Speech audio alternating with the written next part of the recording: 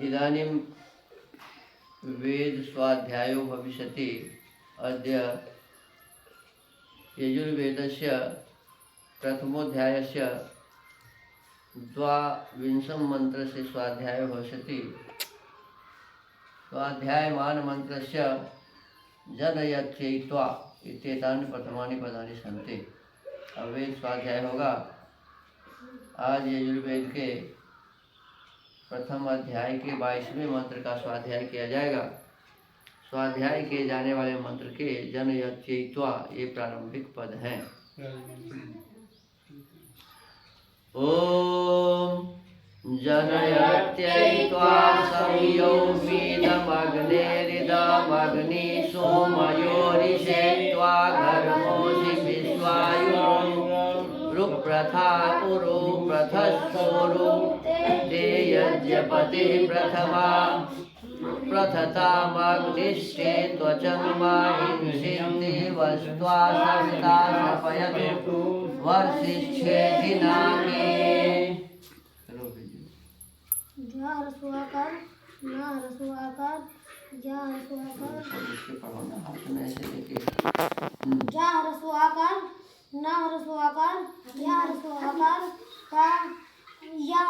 का या संयुक्त दीर्घकार जनयत्यय जनयत्यय जनयत्यय यत्यय यत्यय यत्यय यत्यय ता दीर्घाकार त्वा सा दंते सा चंद्रबिंदु दंत सा रस्वकार दंत सा रस्वाकार चंद्रबिंदु चंद्रबिंदु का है अनुस्वार अनुस्वार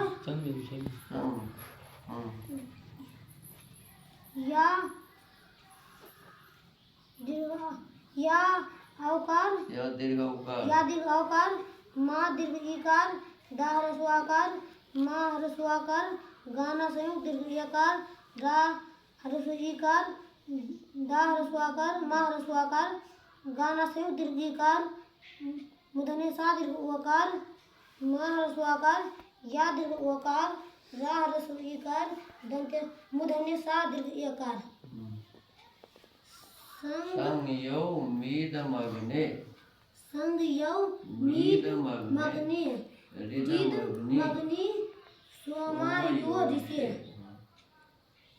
ता वासयो दीर्घाकार त्वा घा ह्रस्वाकार माँ दीर्घ ओकार रेप घरमो अवग्रह घरमो दंते सा ह्रस्व ईकार घरमोसी ह्रस्व ईकार तलव्य सा वा संयुक्त दीर्घ आकार जा ह्रस्व उकार रा ह्रस्व उकार रा ह्रस्व उकार पा रा संयुक्त ह्रस्व आकार था दीर्घ आकार अवग्रह ह्रस्व रा रा ह्रस्व उकार विश्वा विश्वा युरु विश्वायु प्रथा विश्वायु विश्वायु विश्वायु विश्वायु नहीं विश्वायु विश्वायु युरु प्रथा गुरु वारा संयुक्त ह्रस्वाकार खा ह्रस्वाकार दंते सा वा संयुक्त दीर्घोकार रा ह्रस्व उकार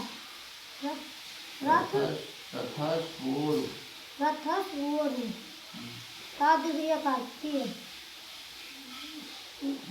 या ह्रस्वाकार जिया जा या संयुक्त ह्रस्वाकार पा ह्रस्वाकार ता ह्रस्व ईकार अवग्रह विसर्ग यजपति पा संयुक्त ह्रस्वाकार था ह्रस्वाकार ता दीर्घ आकार माँ ह्रस्वाकार गाना संयुक्त ह्रस्व ईकार मूर्धन्य सा ता संयुक्त दीर्घकार प्रथता मग्निष्टे का संयुक्त ह्रस्वाकार चार ह्रस्वाकार अनुस्वार त्वचंग माँ दीर्घाकार माँ, हा रस्व ईकार दीर्घानुनासिक हिंग, हा रस्व ईकार दीर्घानुनासिक सौदरीकार सा दीर्घ ईकार हा दा दा दा या संयुक्त दौदस दीर्घकार दादा संयुक्त दीर्घकार हुआ ह्रस्वाकार दंते सा ता हुआ संयुक्त दीर्घाकार हिंग हिंसी हिंसित देवस्त्वा हिंसित देवस्त्वा हिंग सीध अवस्था दंते सा ह्रस्वाकार हुआ ह्रस्वीकार ता दीर्घाकार सविता तलगे सा रा संयुक्त ह्रस्वाकार वा ह्रस्वाकार या ह्रस्वाकार ता ह्रस्वकार सरा पयातु या वाह रसुआकार मूर्धन्य सा रसोईकार दीप दंत मूर्धन्य सा था संयुक्त दीर्घियाकार अवग्रा धा रसोईकार या शीश ठे सी ना दीर्घ आकार का दीर्घियाकार नाके। इस मंत्र के ऋषि हैं जनयत्ते त्वेत्यर्षि प्रथम सामिति पर्यन्तस्य यज्ञो देवता स्वरार्थ शुभ छंद देवता स्वर अंत्यस्याग्नि सवितारो देवते गायत्री छंद सज्जा स्वर स यज्ञ कस्मै प्रयोजनाय संपादनीय इति उपदिश्यते। उक्त यज्ञ किस प्रयोजन के लिए करना चाहिए इस विषय का उपदेश अगले मंत्र में कहा है। पदार्थ हे मनुष्यों, जैसे मैं जनयति सर्व सुख संपन्न करने वाली राज लक्ष्मी के लिए त्वा उस यज्ञ को संयोग में अग्नि के बीच में पदार्थों को छोड़कर युक्त करता हूँ, वैसे ही तुम लोगों को भी अग्नि के संयोग से सिद्ध करना चाहिए। जो हम लोगों का इदम यह संस्कार किया हुआ हवि अग्नि के बीच में छोड़ा जाता है, इदम वह विस्तार को प्राप्त होकर अग्नि सोमयो अग्नि और सोम के बीच पहुंचकर इसे अन्न आदि पदार्थों के उत्पन्न करने के लिए होता है। और जो विश्वायु पूर्ण आयु और उरुप्रथा बहुत सुख का देने वाला धर्म यज्ञ असी है, उसका जैसे मैं अनेक प्रकार विस्तार करता हूँ, वैसे त्वा उसको हे पुरुषों तुम भी उरुप्रथस्व विस्तृत करो। इस प्रकार विस्तार करने वाले ते तुम्हारे लिए यज्ञपते यज्ञ का स्वामी अग्नि यज्ञ संबंधी अग्नि ते सविता अंतर्यामी देव जगदीश्वर उरुप्रथताम अनेक प्रकार सुख को बढ़ावे। ते त्वचम तुम्हारे शरीर को माँ हिंसित कभी नष्ट न करे, तथा वह परमेश्वर वर्ष छे अतिशय करके वृद्धि को प्राप्त हुआ अधिनाके जो अत्युत्तम सुख है उसमें वह तुमको अपश्रपयतो सुख से युक्त करे। यह इस मंत्र का प्रथम अर्थ हुआ।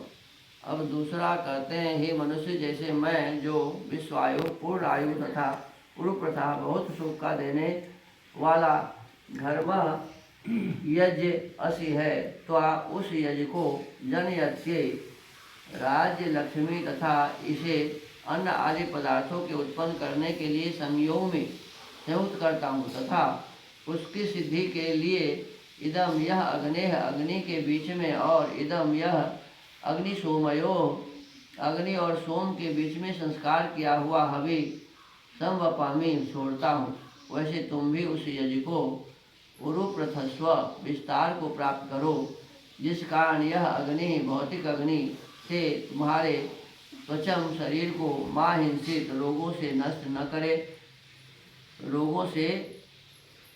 न करे और जैसे देव जगदीश्वर सविता अंतर्यामी सर्वश्रेष्ठे अतिशय करके वृद्धि को प्राप्त हुआ, जो अधिनाके अत्युत्तम सुख है उसमें त्वा उस यज्ञ को अग्नि के बीच में परिपक्व करता हूँ, वैसे तुम भी उस यज्ञ को श्रपयतु परिपक्व करो। और ते तुम्हारे यज्ञपति यज्ञ का स्वामी भी उस यज्ञ को उरुप्रथताम विस्तार युक्त करे। भावार्थ, इस मंत्र में लुप्तोपमा अलंकार जानना चाहिए। मनुष्यों को इस प्रकार का यज्ञ करना चाहिए जिससे पूर्ण लक्ष्मी, सकल आयु, अन्न आदि पदार्थ, रोग नाश और सब सुखों का विस्तार हो।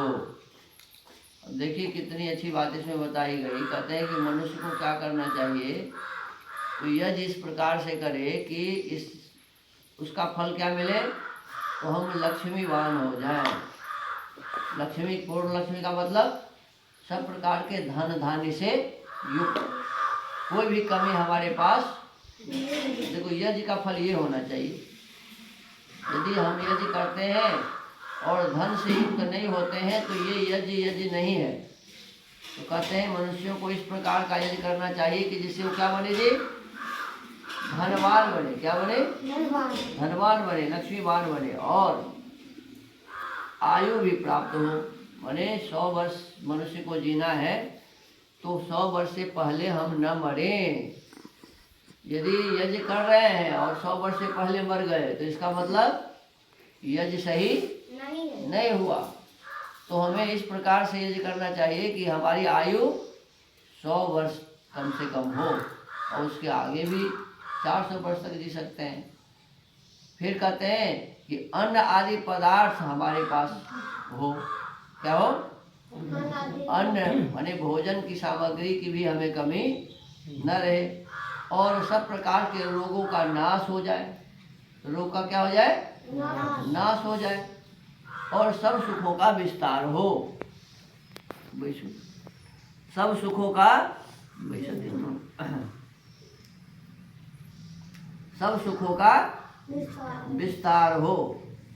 तो इस प्रकार से देखिए यज्ञ करने का फल इसमें बताया कि सब प्रकार से धन से युक्त और पूर्ण आयु, सब प्रकार के भोजन आदि पदार्थ हमारे पास हो, रोग हमारे भीतर में कोई न हो, सब प्रकार के रोग को नाश कर सके, सब सुखों को प्राप्त करके सुखों का विस्तार कर सके, उसको कभी नहीं छोड़ना चाहिए। कहते हैं इस प्रकार के यज्ञ को कभी छोड़ना नहीं चाहिए, क्योंकि उसके बिना वायु शुद्ध नहीं होती है और वृष्टि जल भी शुद्ध नहीं होता है, औषधियों की भी शुद्धि नहीं होती है।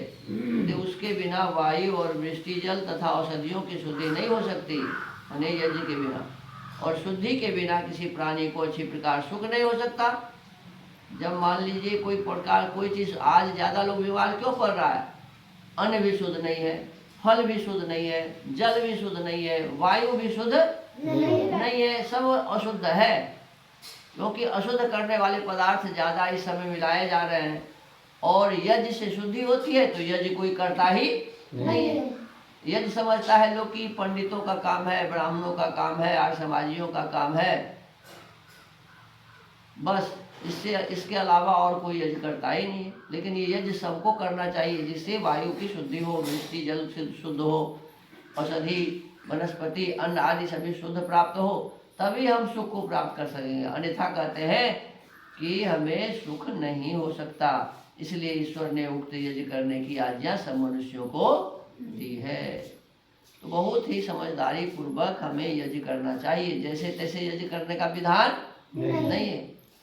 यज्ञ में उत्तम सामग्री, उत्तम घृत, उत्तम समिधा, जिस पात्र से यज्ञ करते हैं वो पात्र शुद्ध, जिस जगह पर यज्ञ करते हैं वह स्थान शुद्ध, ये सभी बहुत मायने रखता है श्रेष्ठ यज्ञ करने के लिए। तो हमें अपने इस जीवन को सुखी बनाने के लिए, सब प्रकार के ऐश्वर्यों को प्राप्त करने के लिए, लंबी आयु प्राप्त करने के लिए और सब प्रकार से सुख को प्राप्त करने के लिए नियमित उत्तम यज्ञ करना चाहिए।